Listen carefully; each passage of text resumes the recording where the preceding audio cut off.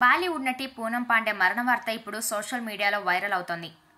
పూనం మరణించినట్లు ఆమె ఇన్స్టాగ్రామ్ ఖాతాలోనే తన మేనేజర్ వెల్లడించారు. సర్వైకల్ క్యాన్సర్ బారిన పడడంతో పూనం కన్నుమూశారని ఆ పోస్టులో వివరించారు. అయితే పూనం చనిపోయిందని చెప్పారు తప్ప ఎప్పుడు చనిపోయింది, ఎక్కడ చనిపోయింది, అసలు ఆమె మృతదేహం ఎక్కడా, 3 రోజుల ముందు బాగానే ఉన్న పూనం సడన్ గా ప్రాణాలు వదలడం ఏంటి, నిజంగా చనిపోయిందా, ప్రాంక్ చేస్తున్నారా, వివాదాలను వెంటేసుకుని తిరిగే పూనం కొత్త కాంట్రవర్సీకి తెరలేపుతుందా, ఇలా సోషల్ మీడియాలో రకరకాల అనుమానాలు వినిపిస్తున్నాయి. పూనం చనిపోయిందా లేదా అనే విషయంపై సోషల్ మీడియాలో రకరకాలుగా చర్చలు జరుగుతున్నాయి.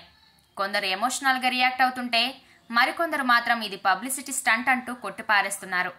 ఇంకా హైలైట్ విషయం ఏంటంటే పార్లమెంట్లో కేంద్ర ఆర్థిక మంత్రి నిర్మలా సీతారామన్ ప్రవేశపెట్టిన బడ్జెట్లో సర్వైకల్ క్యాన్సర్ వ్యాక్సినేషన్ అభివృద్ధి చేసేందుకు ప్రభుత్వం ప్రోత్సహిస్తుందని చెప్పారు. కేంద్ర మంత్రి అలా ప్రకటించిన నెక్స్ట్ డేనే పూనం చనిపోయినట్లు వార్తలు రావడం మరో చర్చకు కారణమవుతోంది. మొన్నటి వరకు కూడా షూటింగ్లలో పాల్గొన్న పూనం సడన్ గా చనిపోయినట్లు మేనేజర్ ప్రకటించడంతో కొత్త అనుమానాలకు దారితీస్తోంది. మామూలుగా క్యాన్సర్ రోగి చివరి స్టేజ్లో ఉన్నప్పుడు చాలా వీక్ అవుతారు. అలాంటి పూనం కొన్ని గంటల ముందు వరకు కూడా షూటింగ్స్ చేసింది. 2 రోజుల ముందైతే గోవాలో పార్టీలో కనిపించింది. దీంతో మరిన్ని అనుమానాలు తెర మీదకు వస్తున్నాయి.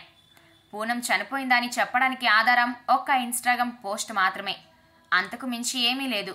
దీంతో ఆమె అకౌంట్ హ్యాక్ చేసి ఉండొచ్చు అని కొందరు సందేహాలు వ్యక్తం చేస్తున్నారు. ఇవన్నీ కాకుండా పూనం నిజంగానే చనిపోయి ఉంటే ఖచ్చితంగా ఎవరో కుట్ర చేసి ఉంటారన్నది ఇంకొందరి అనుమానం.